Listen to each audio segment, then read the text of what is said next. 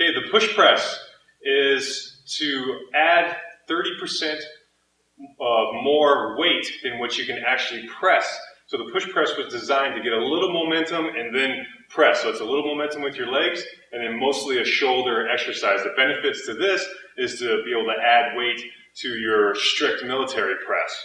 And it's great for shoulders, ab stability, and trunk, shoulder mobility. All right, so the press, you're going to get back into the same rack position like you're going to do the press, and it's the same press groove. So you're going to dip with the knees. It's a dip and a drive. Dip, drive the press up.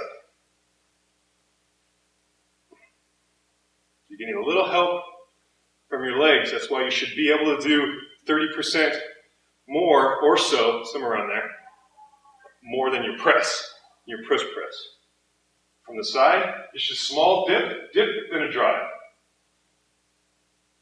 So I'm aggressively pushing my heels right down into the floor.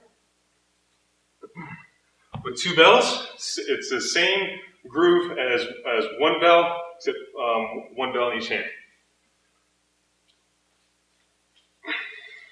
I adjust my feet so they're underneath my shoulders.